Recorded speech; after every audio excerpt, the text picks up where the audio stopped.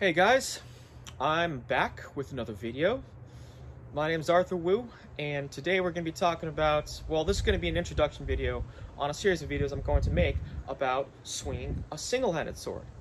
And I'm going to make a series of videos because I feel like I don't want to risk just losing space on my phone filming 30 minutes of content. So I'm going to make it into a series of videos.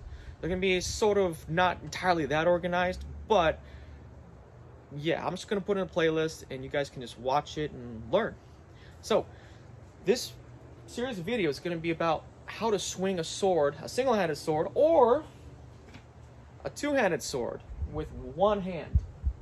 And the reason why I'm making a video is because I'll comment, or I'll look in the comments and I'll see people talking about like their martial arts experience, or I'll see a YouTube video of somebody, reviewing a sword, and it just kind of seems like they don't know how to swing it, okay?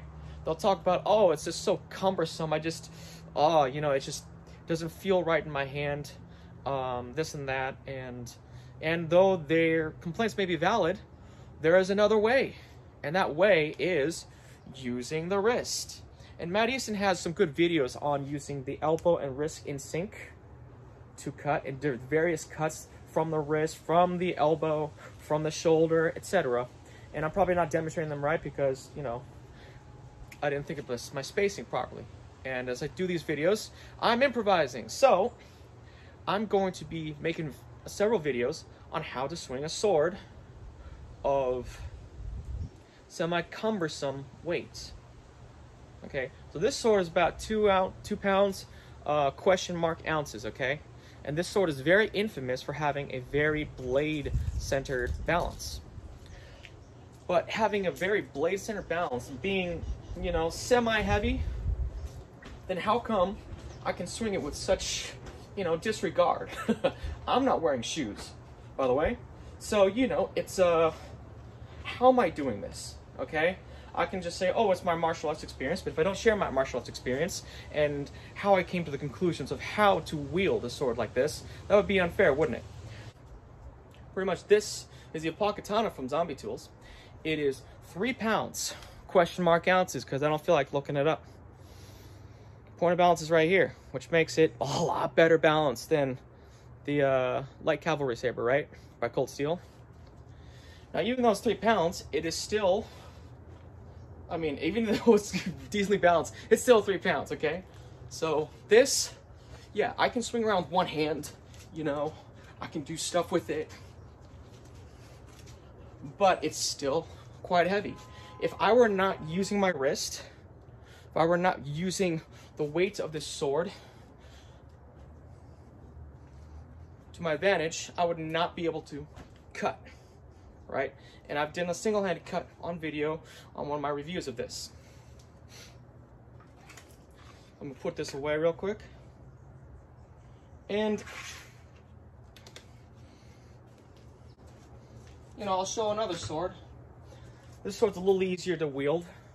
This is the competition cutting sword by Cold Steel, which I have not done a review of.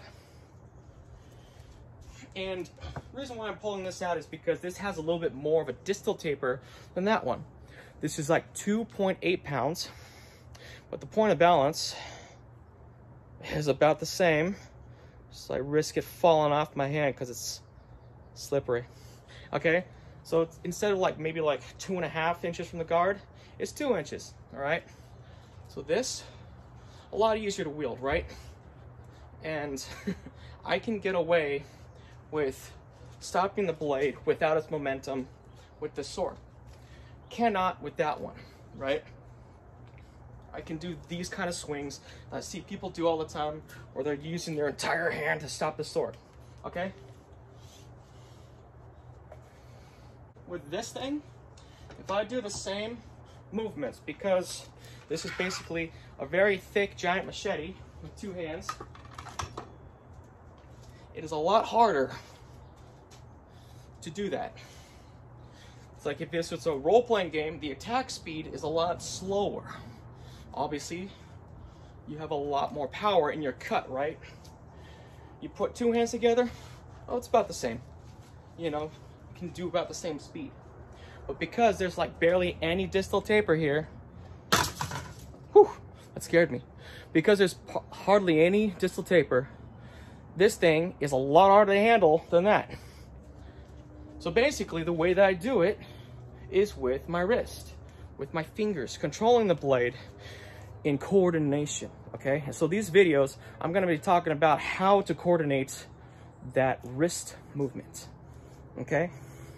How to coordinate so you can do stuff like this. So you're able to move a badly designed, arguably, sword for one hand, like a one-handed sword that's well designed. And this, one may argue, is not well designed as a single-handed sword, but that's why I'm going to be using it, okay? I'm going to be using primarily this for demonstration because this tires my wrist out, and my hand, and my thumb. So, I will demonstrate what I mean by using the wrist to cut, and even doing damage with the cut in this video. So hold your horses, we will get to that. All right. I've prepared this water bottle as a sacrifice to the YouTube community.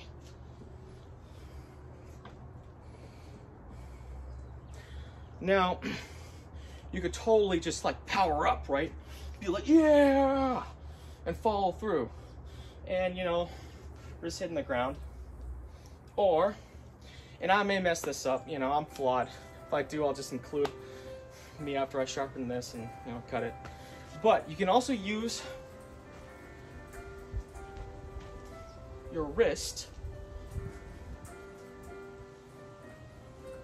to cut and deliver damage. So we're gonna try this out real quick. This is live. Not rehearse this. That was not a good cut. As you can see, I did cut it, but I was a little further away than I needed to be. So I will try again. And we're gonna try this one more time.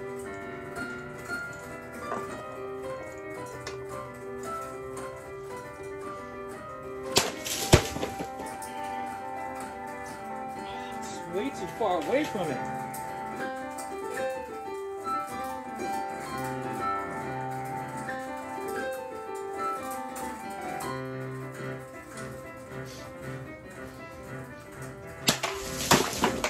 There we go. So, why do I use these giant bottles? It's because it's hard, okay? And this is a cold steel sword, so you know they usually make their edges kind of obtuse. The angle is not very acute. This is pretty much, oh, it's got too much water on it. It's pretty much like a saber grind, but because of the way the blade is, it's almost like an axe, okay? So, yeah. That's kind of like the end of this introduction video. Sorry it took me 3 tries to cut a bottle with this sword. But yeah, you know, because of the curved nature of the sword, I kind of, in order to cut through the whole thing, I had to put more swing into it instead of changing the angle of my wrist, which I will go over in another video. But anyway, hope you guys enjoy this series, and you guys have a great day.